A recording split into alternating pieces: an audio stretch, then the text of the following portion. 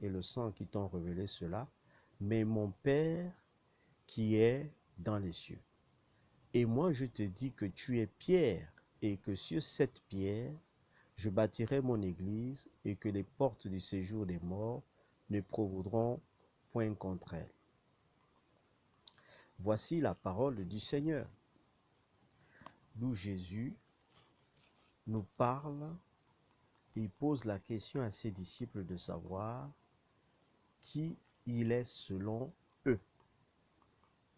Et nous voyons bien effectivement la réponse de Simon Pierre. Il répond que tu es le Christ, le Fils du Dieu vivant. Et la continuité du verset nous dit que Jésus a béni Simon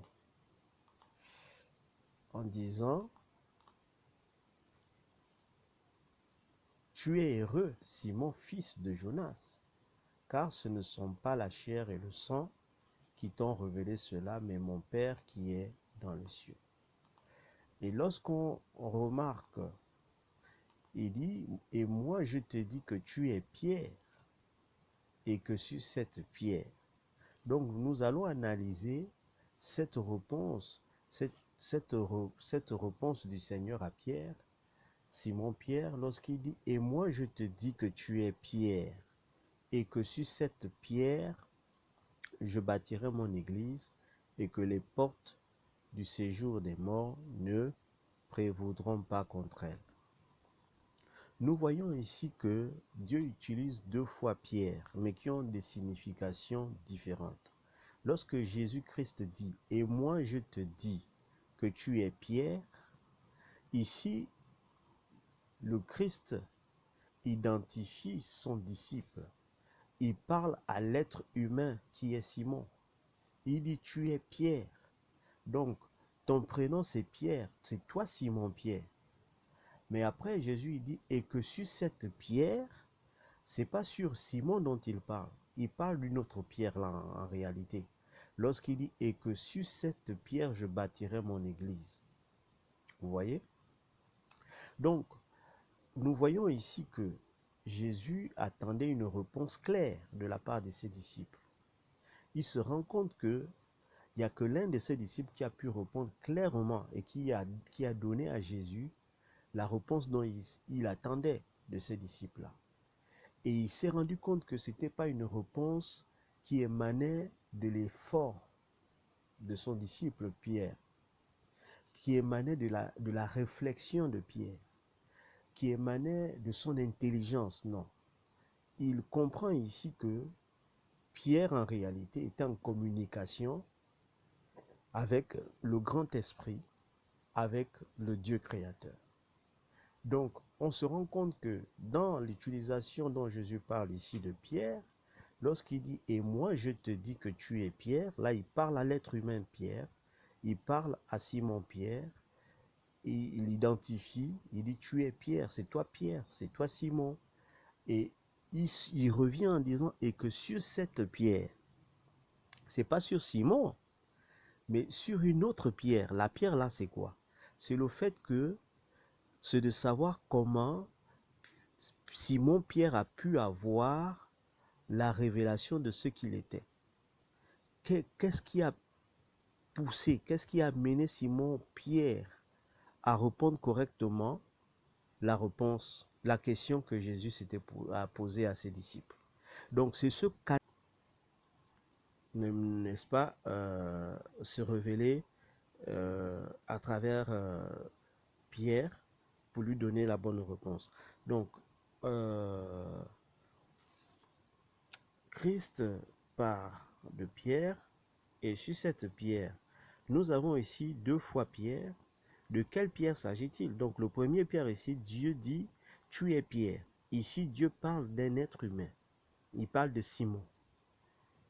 Donc, Christ parle de Pierre, qui est son disciple. Mais une question a été posée à Pierre. Et Pierre avait donné la bonne réponse de savoir que Christ était, n'est-ce pas, le Fils du Dieu vivant. Il était le Christ, le Fils du Dieu vivant. Donc, Pierre a donné cette bonne réponse de savoir que Christ était le Fils, donc le Christ est le Fils du Dieu vivant. Mais le fait que la réponse de Pierre était la bonne, donc la réponse que le Christ attendait, c'était la réponse que le Christ attendait de lui. C'est de là que Christ a dit, tu es Pierre, et sur cette pierre, donc le deuxième pierre en question, il s'agit ici qui a le sens d'un caillou, de quelque chose de difficile à cerner, d'un sens de révélation, de communication que Dieu souhaite par son bon vouloir révéler à ses serviteurs. Donc du coup, le rapport par rapport à la réponse qui a été donnée par Pierre, Christ a vu que cette réponse ne venait pas de Pierre lui-même. Donc pour Christ, c'était le résultat d'une révélation que Pierre avait reçue, cette réponse. Donc c'est pourquoi le Seigneur a dit que sur cette pierre, donc le deuxième pierre équivaut ici à un sens de révélation, de communication, de canal de communication que Dieu emprunte, utilise par son esprit pour se révéler à ses serviteurs, que tu as reçu de la part de mon Père. Donc, cette réponse a été donnée de la part de l'Esprit de Christ, du Dieu créateur. Donc, sur ce caillou-là, donc ce sens de communication qui est indiscernable, cette révélation, Jésus dit, c'est sur cela qu'il va bâtir son Église. Du coup, Dieu va se révéler au travers de ses serviteurs par le biais de la révélation. Vous voyez, de la révélation. Du coup, en réalité, l'homme ne peut pas étudier Dieu. L'homme ne peut pas étudier l'infini. C'est l'infini qui vient à l'homme pour lui dévoiler une partie de lui. Donc une partie de ce que lui-même Dieu souhaite, n'est-ce pas, montrer à son serviteur. Du coup, Dieu, en réalité, doit se révéler à celui qu'il envoie à ses serviteurs. C'est Dieu qui choisit de révéler à chacun une partie de ce qu'il souhaite montrer. Donc on ne peut pas étudier l'infini. Une personne qui est finie ne peut pas connaître l'infini. C'est l'infini qui vient montrer une partie de lui à l'être fini. Vous voyez? Donc la révélation est le canal par lequel Dieu va communiquer avec ses vrais serviteurs, et on ne peut pas étudier Dieu à l'école ou à l'école théologique. Vous voyez?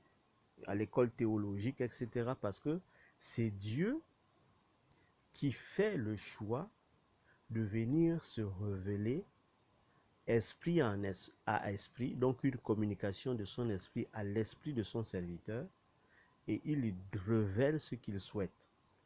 Donc, en réalité, vous voyez que on ne peut pas connaître Dieu par l'intelligence humaine. On ne peut pas connaître Dieu par la réflexion humaine, parce que la révélation est au-dessus de cette communication humaine par le biais de la réflexion de l'intelligence. Parce que c'est une communication d'esprit à esprit. C'est l'Esprit de Dieu qui parle à l'esprit de son serviteur. Et il révèle, il donne la bonne réponse par ce biais-là à Simon Pierre, comme quoi de qui était réellement Jésus. Vous voyez? Donc c'est cela dont il est question ici, de savoir que Dieu communique avec ses serviteurs par le biais de la révélation. C'est le chemin royal par lequel Dieu utilise, donc le canal de communication que Dieu utilise effectivement pour envoyer ses serviteurs en mission selon l'ordre de mission qu'il souhaite leur donner. Donc, vous devez savoir que Pierre a reçu la bonne réponse parce que Dieu s'est révélé à son esprit et il a donné la bonne réponse. Et c'est ainsi que Jésus-Christ a reconnu, au travers de la réponse dont il savait qu'il était, Il a dit, c'est pas Pierre, c'est pas toi Pierre qui répond. C'est pas par ta force, cela lui parle, c'est pas par la chair ni le sang. Donc c'est pas par le biais de l'homme, par le biais de la réflexion humaine, par la sagesse humaine, non. C'est par le biais de l'esprit, du grand esprit créateur, l'esprit de Dieu, qui vient parler à l'esprit de l'homme pour lui donner la réponse dont Jésus attendait. Donc c'est cela, il faut savoir que le chemin royal de communication de Dieu, c'est la révélation. C'est la révélation. La révélation, c'est quoi? C'est la communication qui s'établit entre un esprit et un autre esprit. Donc c'est l'esprit de Dieu qui vient parler à l'esprit de son serviteur et il n'y a pas d'intermédiaire. Et c'est là où Jésus dit que non, en fait, euh, personne ne peut écouter ce qui se passe parce que les portes de l'enfer ne pourront prévaloir contre elle, contre ce style de communication-là. Donc, c'est de ce qu'il s'agissait ici et on voulait apporter quelques éclaircissements par rapport à ce verset de la Bible. Matthieu 16, donc du verset 13 au verset 16. Je vous remercie pour votre compréhension et je vous dis à très bientôt.